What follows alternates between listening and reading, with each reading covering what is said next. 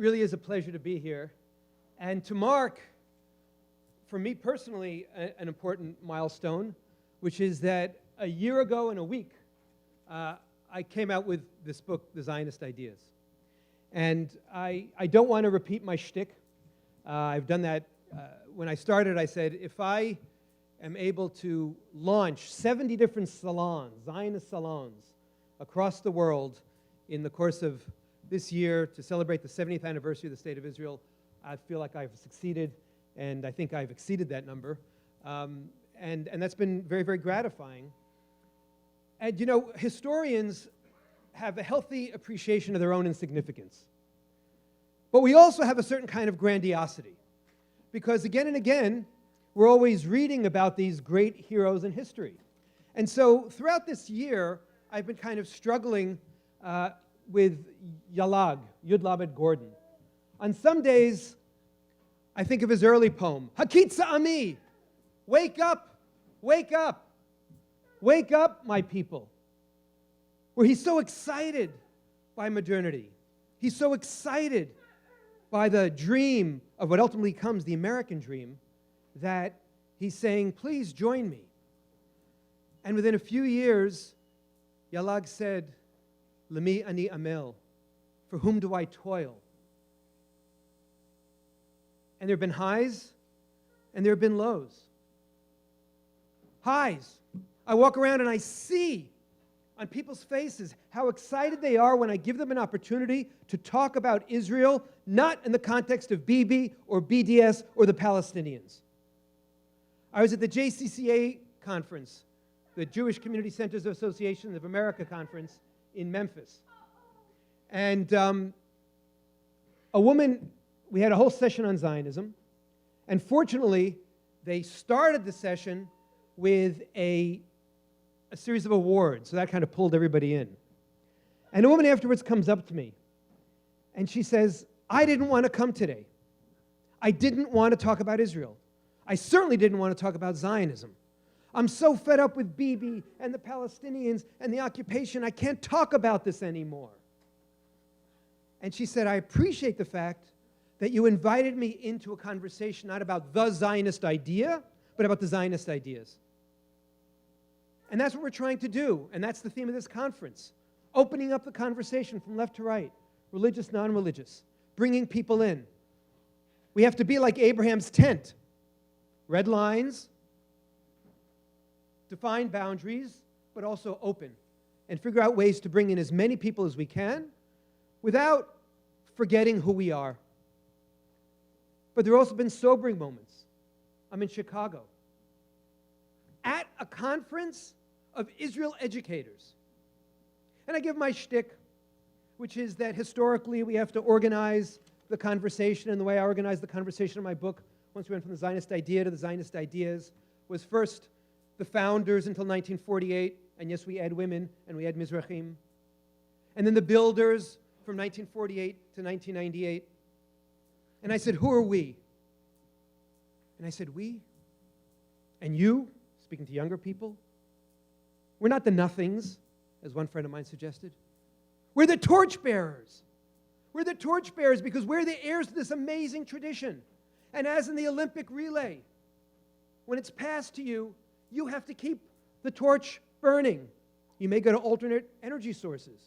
You may figure out new approaches, but you continue in the relay. And afterwards, a 35-year-old Israel educator comes up to me, and he said, every time you use that torch metaphor, and every time you use that word nationalism, and how can we explain Zionism without nationalism? All I heard was Trump, Charlottesville, and Nuremberg. I can't make this up. I always say I could never be a novelist because I wouldn't dare imagine the things that go on. I just have a good ear. I remember this stuff. Right? So what happened? As soon as I said nationalism, as soon as I said torch, first of all, we live in the age not of listening generously, but of listening censoriously. People listen to be offended. People listen to be proved, you see, that guy's an a-hole. But more than that, He was coming, and we're now in a world where for 80% of American Jews, there's a second N-word, nationalism. And I always say, I don't understand how to explain America as an American historian without taking back the night about nationalism. So I've been going back and forth between my inspiration and my excitement at this new conversation and seeing young people turned on and seeing how quickly sometimes their educators are quick to turn them off. And I'm stuck by this anomaly. As I travel around, I always go back to the studies of Len Sachs at the Cohen Center, who indeed shows that the 20-somethings are often more connected to Israel, more pro-Israel than the 30-somethings. Why? Because more of them went on birthright. And yet, every time I open up the New York Times and the Forward, and every time I'm in one of these circles, all I hear about is how the youth are abandoning us. What's the truth? What's the disconnect? What's going on? Similarly, with Israel-diaspora relations, I learned at the GA that Israel-diaspora relations is code word for most American Jews for why Israel sucks, and why I can use Israel as an excuse for why my kid is alienated and intermarrying and hating Judaism. It was all finger-pointing in one direction. And even as we talk about this growing gap, I always like to tell the story of June 25th, 2017, when Benjamin Netanyahu pulled the rug out from under that Sharansky compromise vis-a-vis the Kotel. And everybody's telling us rupture, divorce, the gap between Israel and American Jewry has never been greater. And that very night, my son Yoni comes home from the shuk from Machane Yehuda. He goes, Abba, I couldn't get a drink. I couldn't get a seat. It was all crowded in the shuk. And I said, knowing the answer, why? And he said it was filled with birthriders. It's in June. And we know that birthriders have two words when you say, what do you think about Israel? Awesome! That's a joke one, right? But what does that mean? So it shows that while we're building people-to-people ties, we also have these political issues. And one of the fundamental challenges in the Zionist movement is at what point do we focus too much on the political issues and forget the identity issues? On the other hand, do we focus so much on the identity issues that it looks like we're papering over the political divisions? And this division between what I'm calling the politicalists and the identitarians is one of the things we as a Zionist movement have to work through. But before I get to my agenda for the modern Zionist movement, I want to answer the question, or at least start exploring this question, of American Jewry and Zionism. And one of the metaphors that struck me over the last year, I know we always like to go to Eastern European Jewish metaphors, so pardon me if I use a Mizrahi-Israeli metaphor. My favorite soup, or soups, kuba soup. You take kuba soup. Now, I'm not a big chef, right? But you got the basic ingredients of the kuba, right? And if you put it in beets, it turns red. And if you put it in lemon, it turns yellow. When we talk about American Jews and Israelis, fundamentally, genetically, we're the same. Fundamentally, genetically, in terms of our life stories, in terms of our great-grandparents and our great-great-grandparents, we're the same. And we have to acknowledge that sameness, but we also have to acknowledge the steepedness in two different soups. And notice, I'm very careful to take two soups that I find equally good. It's always very stressful. I don't know which one to choose every time I go out to Pinati. Within that, let's name two fundamental visions we see among most, not all, American Jews, and among most, not all, Israelis. Israelis, I say increasingly, are Davidian, and American Jews, increasingly, especially the 80% who are liberal to left of center, Isaiahans. What does that mean? King David, at the end of the day, from the time he was a little kid, from the time he was a shepherd, from the time he was fighting Goliath, had one focus: survival. He had to survive in an often difficult environment, in a bad neighborhood. And Israelis have to survive in an often difficult and ugly environment. And so Davidians understand patriotism. Davidians understand realpolitik. Davidians understand the fundamental core value of survival. Isaiah, the lion lies down with the lamb, peace, universalism.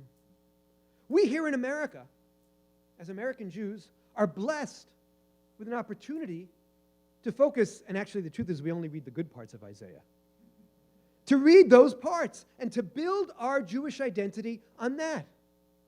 Now, some of us take it too far, and we end up with tikkun olamism, with 7 A's in the middle, where we take one value and we make that the premier value. Now, again, those of us who know David's story also know that David had the harp, and David did the Psalms. And to just caricature him as a survivalist misses the complexity of David. Similarly, as I already suggested, and we have learned rabbis here, if we read the whole book of Isaiah, we also learn about nationalism. But what's the point?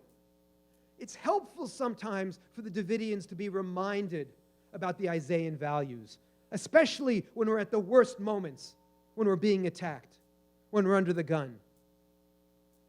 And it's helpful for Isaians to be reminded of their Davidian obligation and their Davidian patriotism, not to be, as Mama Troy warned, so open-minded your brains fall out. And so that's, if we can understand and label the different impulses and see convergence as well as divergence, see opportunities to learn from one another as well, then we'll see, okay, both kinds of kuba soup work. Connected to that is a new kind of mutuality. 30 years ago, you couldn't criticize Israel, unless you were Israeli, then you criticize Israel all the time. In the last 30 years, we've seen more and more American Jews feel comfortable criticizing Israel. And I think that's a mark of health in the relationship, on one condition, that it's not a one-way street. But somehow, I've noticed that my friends in the American Jewish community, the more they feel free criticizing Israel, the less bandwidth they have for any criticism from Israelis or Zionists of American Jewry. And if we're really going to have a mutual relationship, my left-wing, because this is a left-wing problem, I'm going to pick on both sides, but this is a left-wing crank, my left-wing American Jewish friends who are so quick to criticize Israel also have to maybe hear a little bit of a criticism, a Zionist critique, which we grew up with in the Young Judea Youth Movement, a Zionist critique of American Jewry. Because again, how else do we learn? But we have to do it with love, we have to do it with respect, and we have to do it in a healthy way. So fundamentally, in building a new agenda for the Zionist movement, I'd like to suggest 5 key planks. First, we have to move from just political Zionism, which is important, just from defending the state and perfecting the state, to now also using the state as an opportunity to not just critique American Jewry, but to build our identity, what I'm calling identity Zionism. And 2 ways of understanding this. If you think about the 5 schools of Zionist thought that I learned in Camp Tel Yehuda from the charismatic New Jersey educator Mel Reesfield, who would tell us, I need a black beard, I need a white beard, I need a hoe, I need a wheel. When we were talking about Zionism, we're going, what is wrong with him? He's off his raka. He not only doesn't have his R's, but he doesn't have his, right? And what would he say? No, the black beard is Theodor Herzl. The white beard is Rav Kook. So political Zionism, religious Zionism. The hoe is social Zionism, labor Zionism. The wheel is Achad Ha'am, cultural Zionism. And then we just make a fist for Jabotinsky, revisionist Zionism. And those are the 5 schools of Zionist thought. Those are the 5 schools that sang, Anu banu artsa livnotu lihibanot ba. But I've added a 6th, which is diaspora Zionism, which started in this organization and others with a kind of passivity of artsa alitem. You dumb clucks move to Israel, we'll write the checks. But now, in a new conversation, The birthright approach. The new AZM approach has to be identity Zionism, where it's not only mutual, but we're also learning how to build identity together because we're all dealing with the same questions. How do I find meaning in this world? How do I find traction in this world? And Herbert, if I can recycle one thing from my usual shtick, the way I tell this, the way I try to prove this, is through one of my favorite jokes. You know those light bulb jokes? So, how many gurus does it take to change a light bulb? You don't need, you only have your inner light. How many therapy patients does it take to change a light bulb? You can only change if you want to change. How many men does it take to screw in a light bulb? One, he holds on to the light bulb and he thinks the whole world revolves around him. How many feminists does it take to screw in a light bulb? That's not funny. How many Zionists? The first three were set up so I wouldn't look sexist. How many Zionists does it take to screw in a light bulb? 5. 1 to screw in the light bulb. 2 to walk around singing and dancing, saying, we've returned to the land and we're returning to our power. The 4th to write the check, and the 5th to complain about the media coverage. That's the old school of Zionist thought. Our new school of Zionist thought is identity Zionism. Our new school of Zionist thought is where Israelis and American Jews and British Jews and Australian Jews and French Jews can sit down and ask the fundamental questions of who am I? And use the building blocks of a 3,500-year-old conversation to bring meaning to our lives. I'm not arrogant enough to say that Zionism is the only way, but it kind of works. It's my way. It's rooted me, and it's rooted my kids in a story deeper than the me, my, more, now impulses of the modern world, of the iPad, the iPod. So first is we have to have an identity Zionist revolution.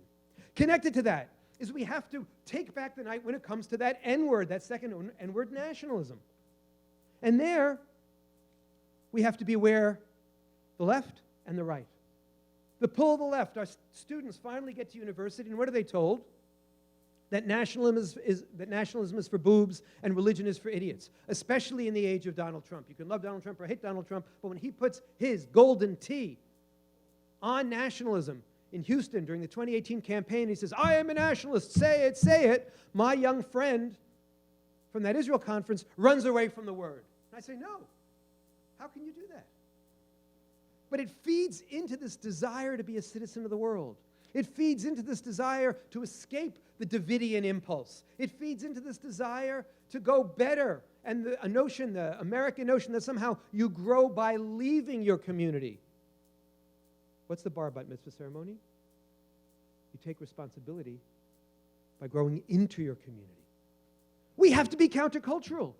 We have to fight this false postmodernism of the left, this false cosmopolitanism. We have to fight the fact that somehow the Jew particularly likes it. Again, one of my favorite jokes. It's from old traveling salesman in the 1930s, but I've updated it to a college freshman. 3 are sitting around, and at a certain point, the conversation turns to religion. One of them says, hi, my name is Jane, I'm a Catholic. The other one says, hi, my name is Muhammad, I'm a Muslim. And the third says, I'm a citizen of the world, and they both go, oh, a Jew. Right? Because we want to belong, we want to fit in. And my name is Gil Troy, I get great reception at Greek restaurants, I get it. But we got to stand up and we got to teach our kids. And you know what? We've seen it.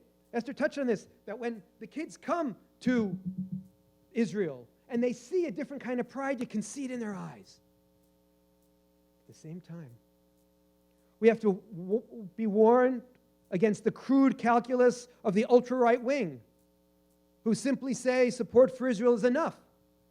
And if it's not moral, and it's not balanced, and it doesn't also speak to the two parts of Jewish identity, which is the hardware and the software, which is belonging but also becoming better, which is believing in ideas, not just surviving, we will also fail. So that's our second challenge. Balancing.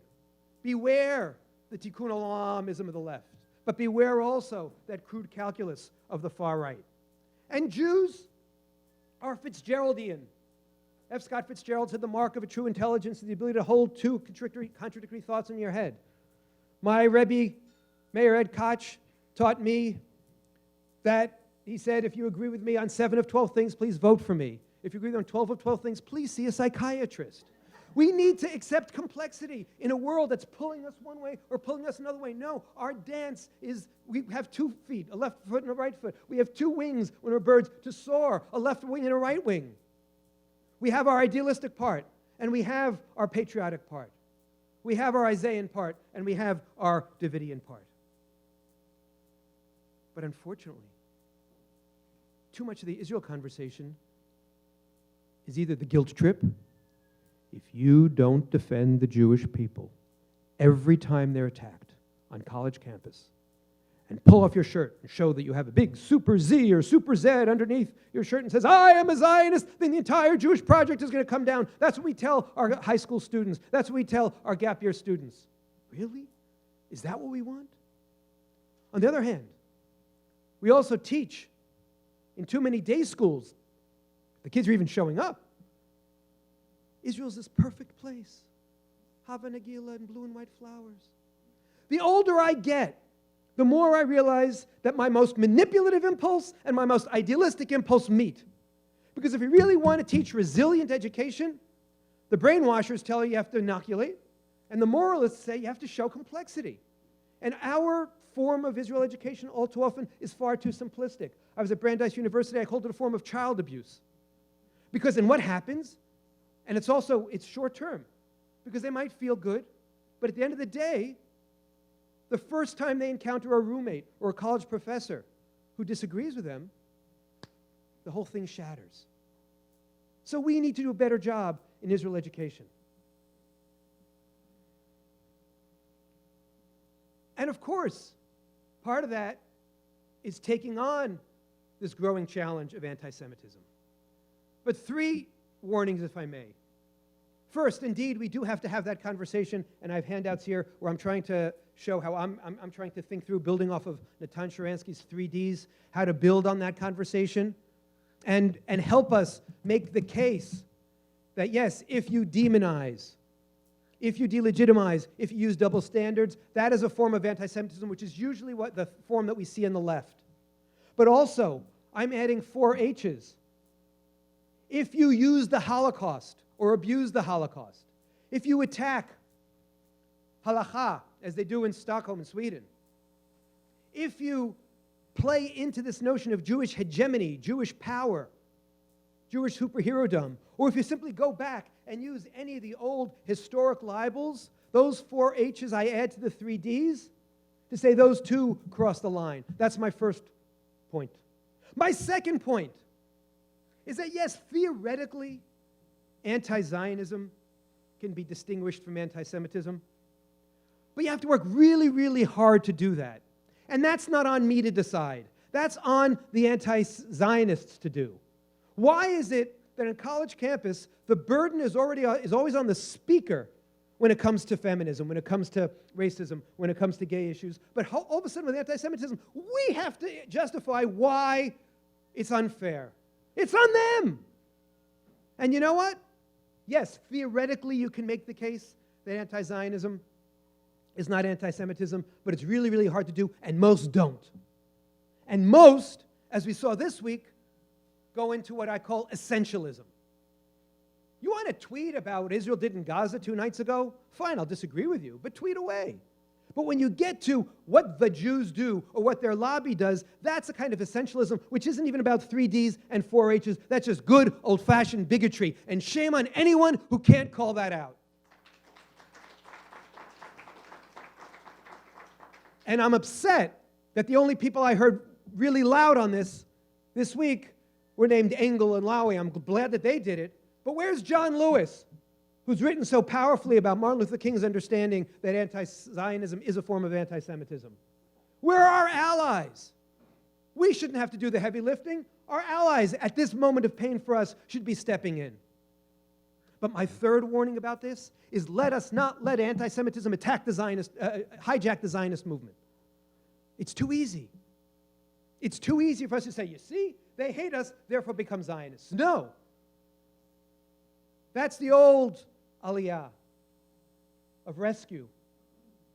Our world is an aliyah of choice. Identity Zionism is about making an affirmative stand and embracing Israel and embracing Jewish peoplehood because it's meaningful to us. not because they hate us. I will not let our enemies define me. I will not let our enemies define us. I will not let our enemies define the Zionist agenda. I'll fight hard. I'll fight intense. But I'll also keep it in proportion. A fourth, connected to this, is what we have to do, and it's the theme of this conference, is build a big, broad peoplehood platform. And that peoplehood platform has to be about patriotism. And through patriotism, finding a sense of principles, a set of principles, and through that, finding a set of purpose. Well, what's going on today, especially in America, especially in elite American circles, is there's a new P that's undermining those lovely P's of patriotism and principle and purpose. Privilege. The privilege talk is making our kids feel automatically guilty. The privilege speak, first of all, ignores the fact of how many Jews are not wealthy, how many Jews are actually poor, how many Jews are middle class. It defines every Jew by Zuckerberg and Ginsburg. You're either super rich or super successful. And that's a form of anti-Semitism and a distortion in and of itself. But the whole white privilege conversation is basically an acid that's corroding our sense of Jewish patriotism and putting our kids on defensive. And we're not teaching that. Before we get to Zionism, before we get to the facts of how to fight for Israel, we've got to get to these fundamental underlying issues. And we've got to clarify, and I'm happy to welcome Len Sachs to the conversation, how much of what's going on is screechy noise by the loudmouths, what I call Peter Beinartism. Peter Beinart in 2010 writes an article without one reference to any survey and says, this is what liberal Jews are thinking. This is what kids are thinking. This is what he's thinking. And like every good intellectual, he thinks what he thinks represents what everybody thinks. And how do we reconcile that gap between the numbers that we see in the Cohen Center of happy customers, not just from Birthright, but proud young Jews rallying around the flag? Len, you did an amazing study after the Gaza war, which had nothing to do with Birthright, which showed that most American Jews on campus were, first of all, able to distinguish between anti-Zionism and anti-Semitism. They saw that they were experiencing anti-Semitism, not just anti-Semitism, and most of them didn't run away, but ran toward and stood up. But every time the New York Times writes an article about Israel and diaspora Jews, and every time we talk about it, all we do is quote Peter Beinart, JVP, and INN. So you know what we need? We need a new organization with a big Y in it. We used to have the AZYF, the American Zionist Youth Foundation. I need a youth voice. I need a voice pushing back and showing, no, wait a minute. Something's going on here. We're alive. We're proud. We're thriving. Last year, 48,000 Jews participated in Birthright. 13 stole spots from donors and walked off. And everybody knows their story, the story of the 13, not the story of the 48,000. I say shame on them, but also say shame on us for falling into that trap. And you know what else we need to do? We need to lighten the conversation. I'm so tired of the heaviness. I'm so tired of Israel, of the hunchback and the furrowed brow. I'm so tired of starting every conversation with the latest crisis. Most of the time when I sit with college kids, and even with adults these days, I call them grown-ups. My wife is telling me, no, you have to call them adults. You know what I start with? If it's a group of 20 or less, I say, just go around the room and tell me your favorite Israeli. And the body language changes. They go from being like this to relaxing and joking and seeing the multidimensionality of Israel. And last year, when we were around the 70th anniversary, and I took advantage of both the Hebrew date and the English date, I started pushing for ice cream for breakfast on Yom Ha'atzmaut. And I was in Atlanta 3 days before the American May 14th, and I said this, and a bunch of leaders of the Jewish day school there made sure that there was ice cream on Yom Ha'atzmaut, and I got amazing feedback. In addition to, I hope we'll launch more Zionist salons. I hope we'll launch more Zionist conversations. But I also hope that we will actually bring a touch of fun and love back into the conversation. So, to summarize, if I may, first of all, on your tables, I have my 10 commandments of Zionist education. There's only one Zionist movement right? We're united by our belief in the Zionist idea. We are a people. We have ties to a land. Doesn't preclude others having ties to a land, but we have ties to that land, and we have the rights to establish a state on that land. But thou shalt have many Zionisms. And when I talk about Zionisms, I'm talking about Femi-Zionism, and gay Zionism, and Ethiopian Zionism, and eco-Zionism. And all these, what did we learn from the socialist Zionists? They took their core ideals, their core values, and didn't silo, oh, I have my Jewish side and my non-Jewish side. They put them together. And Zionism is a framework. It's a broad enough framework, and Israel is a framework, a broad enough framework to work that in. When I say thou shalt have no idols, beware idol worship. Beware making any one ideal so holy that we cannot speak to one another. Why can't my friends on the left and my friends on the right talk about social justice and put their differences over the settlements aside?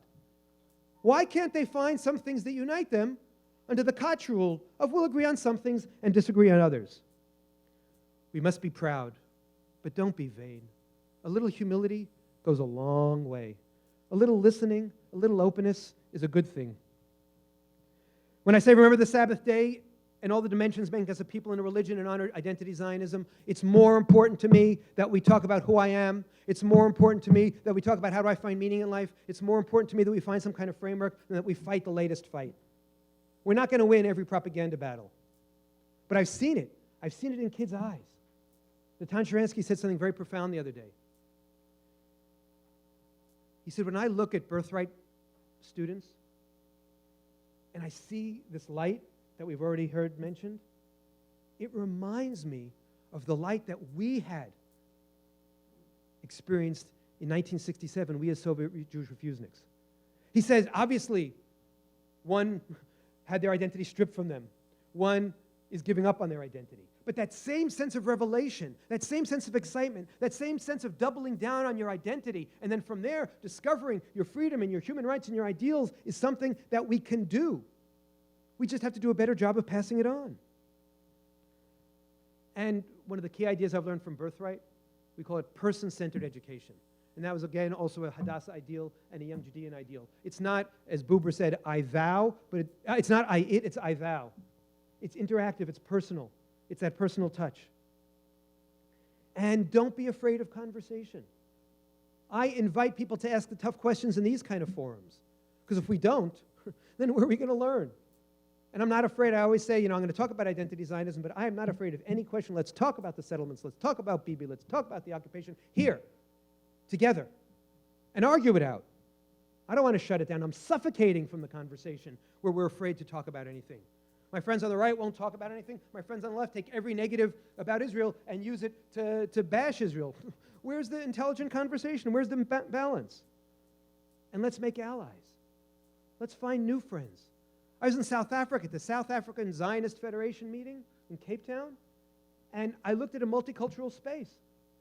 I saw blacks and whites. I saw Christians and Jews working together, standing up for Israel in, by the way, the country that now has the world's largest Jewish community with the most hostile government toward Israel. It's something we really need to handle in a whole different conversation. And yes, of course, we have to steel ourselves against anti-Zionism and anti-Semitism. But as I said, we can't be defined by it. And never, never, never go down the path, those are the last two commandments, of immorality. Never, never, never give up on the truth for the perfect soundbite. And so to summarize it another way, I think we need identity Zionism. So give me an I. Oh, come on, you can do better than that. I think we need to strike against the far right and the postmodernist left. Give me an S. We need a resilient form of education, so give me an R. We need to fight against anti-Semitism, so give me an A. We need to educate toward a peoplehood platform, understanding how corrosive this privilege attack is, so give me an E. And the ice cream for breakfast, the fun, reminds us of the L, love. Give me an L, love.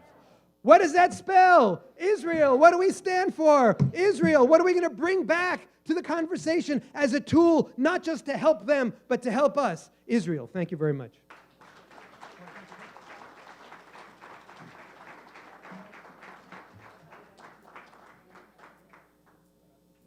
We have time for some questions. The Pew study did a study, and they compared Israeli Jews and American Jews. And they found that when they asked them questions, a lot of the comments, I think, were on the American Jews talked about their values. And the Israeli Jews talked more about their religion and the history of the land. And I'm wondering how we can connect that and stop a divide in that area. Thank you for that. That's a very important question. So first of all, just one comment on the Pew study. The Pew study took, as I understand it, and I did a fascinating class with a group of Israelis reading through the Pew study, and they took the same questions they asked more or less of the Americans and asked the Israelis. And one of the things that the Pew study didn't take into consideration, and after, by the way, I'll do it through an anecdote. A friend of mine reads the Israeli Pew study. She's lived in Israel for 30 years. She says, the Pew study in America showed that a high percentage of Americans associate a sense of humor with being Jewish. Israelis didn't. A high percentage of American Jews associated values with being Jewish. Israelis didn't. She went, I'm living in a country with no sense of humor? I'm living in a country with no values? I'm going, no, you're living in a country where the rabbinate has hijacked Judaism. So when the Israelis were asking that question, I did it in a class. I didn't do it systematically. I did it with 12 very smart kids. I asked them the questions. They asked it through the lens of their hatred of the Rabbanut. So there was a distortion in that they were really showing what they associate with the Jewish religion. Nevertheless, so that's my issue with the Pew study, but nevertheless, you're right. Look, I have an 18-year-old son, and he is in Mechinah right now. And the big conversation among his buddies, the pre-military programs that are, when you say pre-military, you think West Point, don't think West Point, it's the complete opposite. He and his buddies are asking, what units are we going to get into? They're going through these zimunim and these call-ups, and I learned, do you know what a schnitzel is? You know, you think you know what a schnitzel is. I learned what a schnitzel is. A schnitzel is when you're trying out, as my son did, for the Navy, and they throw you in the water at 6 a.m., and then they make you roll around in the sand, and you run around all day like a schnitzel, and then at night, you go back into the water, go back in with the sand, and then sleep in the sand. That's schnitzel. I'm learning a whole new thing. Now, so think of the experience that he's going through, and think of the experience that his cousin, his lovely cousin Ezzy, is going through in suburban Maryland. There's no greater divergence. And yet, what have we seen when we put 10 Israeli soldiers on a bus with 40 American Jews? Instead of getting into a Davidian and Isaiah thing of, oh, look how great we are, we're sacrificing, and you're a bunch of spoiled Americans. Or, what brutes you are, and look how lovely and Isaiah we are, we see bonding. And the thing that nobody ever expected was we put the Israeli kids on the birthright buses as props, basically to make American Jews and Canadian Jews and British Jews have a good experience. We've seen that it's creating an identity revolution in Israel too. So we have to do a better job of helping them understand that they can each learn from one another. That, yeah, they're one form of kuba soup and another form of kuba soup. And through education, we can do that. Through more people-to-people programs, we can do that. Because what happens? Then it's personal. When it's impersonal, it's easy to hate Bibi and the Palestinians, the occupation. But it's personal. I saw when we made Aliyah, the first time there was violence, we all of a sudden started getting emails from cousins and friends, are you okay? It personalized it. It changed the conversation. It's not just about the New York Times, it's about your friends. And that's the Jewish people glue. Yes, I saw there was a question here. Yes, sir. Yeah. So first of all, I want to commend you for your very eloquent, truthful. Oh, thank you. You're going to get the $10 check from my mother every month for being so nice to me. We'll do. Truthful and really brave presentation that is refreshing to hear it on this side of the Atlantic. Oh, thank you. Thank you very much. My comment is you mentioned about the different Zionism, the white beard, the black beard, the hoe, so on and so forth, and you added a few of your own.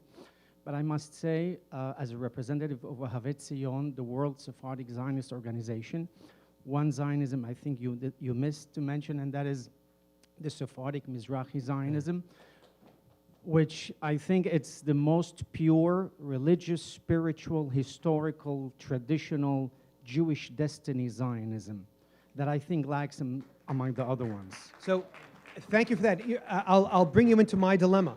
I'll bring you into my educational dilemma.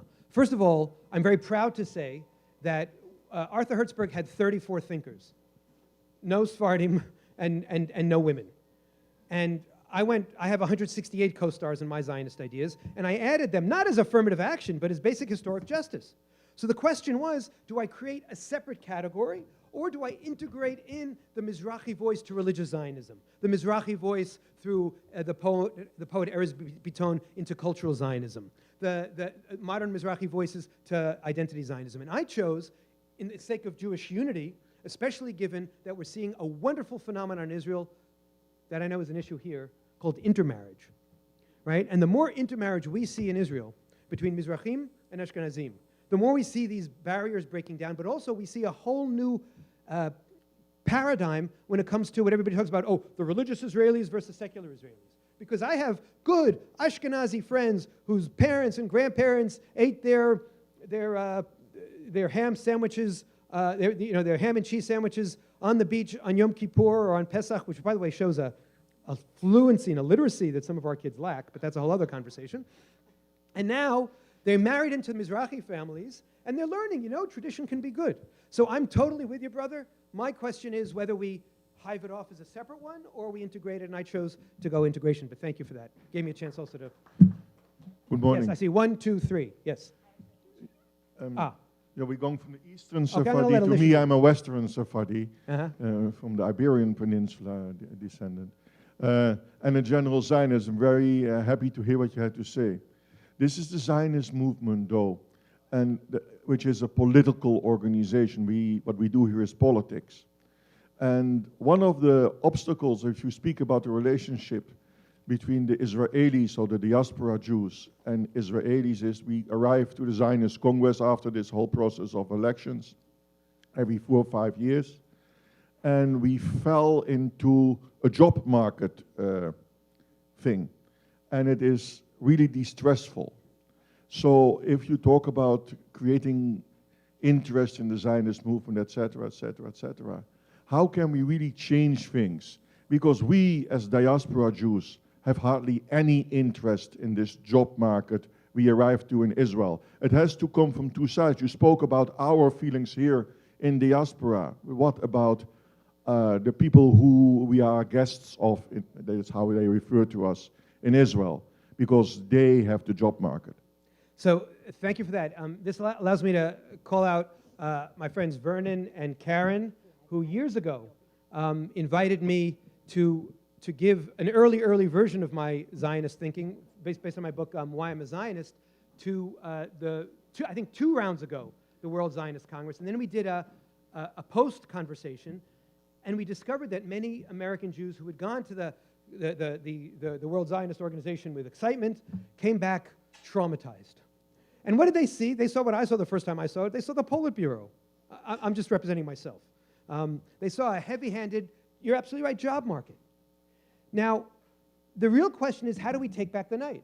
And I'll be honest, I chose not to put this in my remarks because I didn't want to distract from my core vision of identity Zionism. But this summer, Natan Sharansky and I co-wrote an article precisely about this issue, and precisely about looking for new structures where we can get diaspora Jews and Israelis talking together. And we proposed a global Jewish council. And we were careful. Now, Natan just finished being the head of the Jewish Agency. We were purposely agnostic on the question of whether it should be through the World Zionist Organization or not. Because we're Luftmenschen. We wanted to just put out the need for a new kind of forum where issues can be fought out. And so I'm with you. I think we need to figure out either within the existing forum and take it over and really have a revolution, or a separate forum which creates a model, because right now what happens is that you're right. Something happens. Israelis decide that they're going to fight BDS on college campuses. They pass a resolution to fight BDS on college campus. They don't consult with any of us who are fighting BDS and pass a resolution that makes it harder for me to fight BDS in favor of a Jewish democratic state. So we need some kind of new forum. Do we fix the old? Do we create a new one? I leave that to you. I'm just a Luftmensch, which is the great out. I'm going to let you decide who's picking and when we finish. Okay, because I saw the questions here too. So I have a couple of short questions. Sure. One is, you talked about the usual suspects decrying anti-Semitism, anti-Zionism in Washington. People with names that are related to ours. So is it that we're not doing a good enough job in identifying the people who could speak up? And also, are we doing a good enough job of giving kavod to those who do? Like, for example, you know, Meghan McCain, there was a lot of ink about her this weekend. And I thought, isn't that the kind of person, do we have to make it more joyous for those, or less onerous for those who decry anti-Semitism / anti-Zionism to speak up? Second question, not as inside baseball and as serious as the one that just was, but how do we make a more joyous Zionism? You know, how do we celebrate the complexity for young people? And the last thing is, what is the one thing, if I said, what keeps you up at night? You obviously have a lot on your mind. What is the one thing you can't shake out of your head in the middle of the night when you worry about the future of Israel and Jewish peoplehood? Okay, thank you. In the 3 hours remaining, those are all. So first of all, in terms of allies, my 7th commandment, thou shalt commit adultery. We do a terrible job. We're so busy in our, as you pointed, inside baseball, we're so busy in our inner ping pong that we don't branch out. And second of all, let's point out the, quite literally, elephant in the room, Donald Trump. 75% of the American Jewish community, I don't care, I know there's a range of opinions here, but 75% of the American Jewish community hates Donald Trump, abhors Donald Trump, detests Donald Trump. I call my best friend on the Upper West Side, I say, how's the weather? He said, did you see the latest tweet? And you know, you have to spend 10 minutes just sort of exercising that. And they're violating the Koch rule. And we saw this week, that basically people were saying, this goes back to the Women's March, the first Women's March. And by the way, good news, we always like the bad news. Look at the second Women's March. There were women who said no, not just Jewish women, women who said, no, my hatred of Trump will not trump my hatred of anti-Semitism. But this week, we saw 2 million people say, no, we've got to stay inside the anti-Trump camp.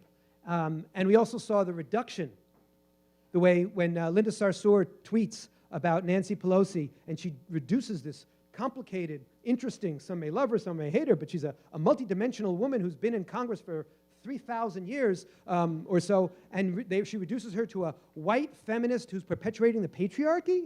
Really? Isn't that a form of sexism? How come nobody called her out? Isn't that a form of bigotry? The only bigotry I learned about, I never learned about a bigotry that says, oh, it depends on the color of your skin and where you stand politically to determine whether you're a bigot or not. What I learned about bigotry is if you essentialize, if you reduce somebody to the color of their skin, not the content of their character, Martin Luther King. If you reduce somebody to their religion, to their parents, to their grandparents, to who they are, to who they might be rather than who they are, that is bigotry. And why aren't we calling that out? And how have we allowed that to happen left and right? So we have to deal with that issue there. The joy is so easy.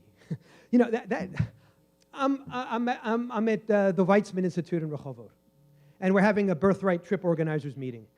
And the dean gets up and he says, do you know that 7 of the top 25 biotech drugs were invented here, 3 exclusively here in the Weizmann Institute, and 4 others in partnership.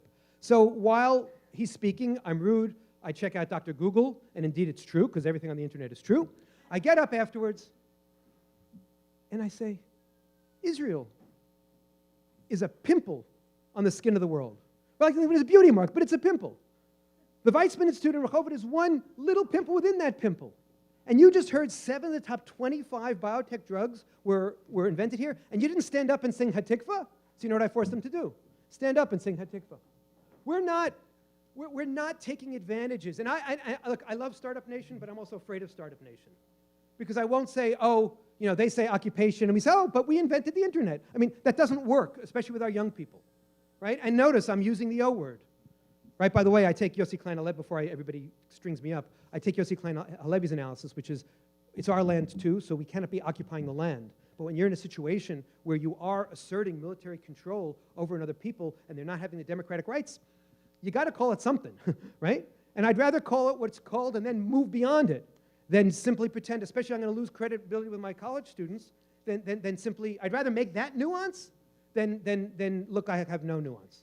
So I think, and I've seen that this has been, you asked me my low light, the highlight of my year has been again and again sitting with people from the left and the right, religious, non-religious, in Israel, in Hebrew with my bad miftah, in South Africa, in Canada. I've done this, as I said, over 70 times, and I've watched people's eyes, and I've seen the texts, and I've seen that you simply just go back to the fundamentals, my 168 co-stars, and wow, magic happens. So we're not doing enough. If I really believed that we had the perfect educational opportunities that we were giving everybody and it wasn't working, I'd say, okay, we failed. But no, we can do better, and then we see it. What keeps me up at night? I'll channel, I mentioned Yossi. Yossi would say Iran. I worry about something else. I worry about everybody just walking away. I worry about everybody just closing up shop, especially here in America. I worry about my best friends, my friends who I would take a bullet for, my buddies from Young Judea. Those who stayed here, those, I'm going to be very controversial because you asked me, those who left, who didn't go as many of us, as some of us did, to the right religiously, those who entered the Republic of Everything, those who worshipped at the shrine of being so open-minded your brains fall out, their kids who are lovely and wonderful are so upset about white privilege they've forgotten Jewish patriotism. Somehow it wasn't passed on. And I worry about them. And I know I risk alienating some of my friends from the left, but I also know that I have some left-wing friends right here in this room who would take a bullet for Israel and are true Jewish patriots. So I know it's not a left-right issue. It often plays out as a left-right issue. But somehow or other, when I look at, again, I'm going to be controversial. I'm not allowed to say it. It's supposed to be an opportunity, not a problem. When I look at 70% intermarriage rates, I accept the Len Sachs analysis that at the end of the day, it's not about politics, it's about identity. But I also have seen from Birthright, and I've also seen from the Cohen Center studies, that it's not as bad as it looks. But somehow we only hear about the abandoning ship. But again, that big intermarriage number scares me. Because at the end of the day, peoplehood, even when it comes to conversion classes don't pass on, they pass on the religion, they don't pass on the nation. And by the way, one of the things also we have to do, for those of you who are rabbis in the room, I think we have to improve our conversion classes. We have to make sure that we really steep people in what I call the Oreo cookie. What's the Oreo cookie? That Jews are both a nation and a religion, the cookie part and the cream part. And my understanding as an outsider that too much of the conversion class is about, and especially the Orthodox conversion class, is about getting the religion right, but you got to get the peoplehood piece. And you people are peoplehood patriots. And that's our opportunity as Zionists. Yes? I apologize. We have time for one last question. Okay. We're a little behind, so Bill. Thank you very much. Very quick question. I run into people all the time of various ages who say they are now diasporists. How do you answer them? Yes. Okay, so I'll see you and double that, because I hear about the diasporists, and I also hear about those people led by Frank Luntz who say Zionism doesn't poll well, right? Doesn't poll well. And there's no greater crime in modern America than not polling well, right?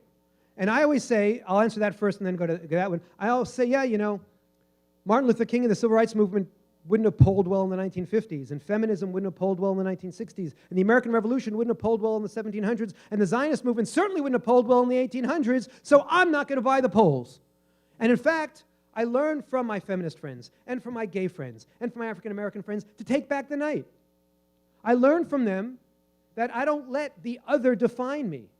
And that's what happens if we say, oh, give up on the Zionism word because it's too unpopular.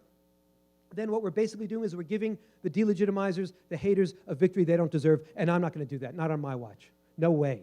I'm still going to use that Zionist word loudly and proudly and say, I am a Zionist. And connected to that, I get it. American Jews are told again and again, and American Jewish kids especially told, you're the center of the universe. The whole world revolves, it's not just men, right? The whole world revolves around you. So God forbid you should be told a counter-narrative that the promised land isn't what Mary Anton called the promised land in the 1880s in her novel about the Golden Medina here, but the promised land is over there. It's actually a fundamental contradiction in the American Jewish soul, because all the stories we tell is about our great-grandparents and our grandparents and our parents coming from the benighted old world to the new world.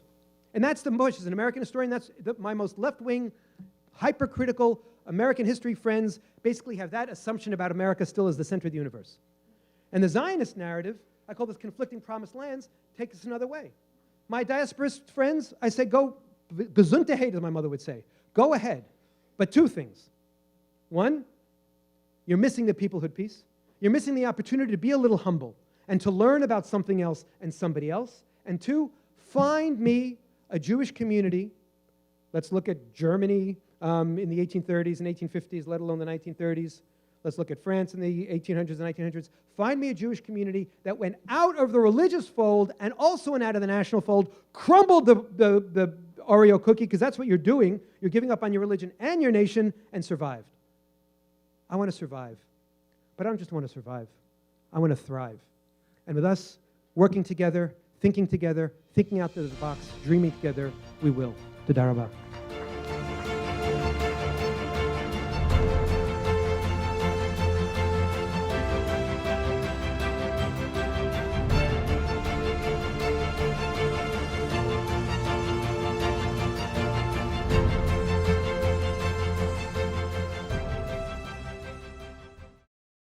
We would be pleased to send a complimentary DVD of this program to anyone who wishes to support JBS with a tax-deductible gift of $36, double chai or more. Simply visit the JBS website at jbstv.org and click on the Donate button to make a donation by PayPal or your credit card. And please indicate the program for which you would like a DVD. Or you can send your tax-deductible check to JBS, P.O. Box 180, Riverdale Station, Bronx, New York, 10471. And again, please remember to indicate which program you would like to receive with our compliments. And we thank you for your kind support.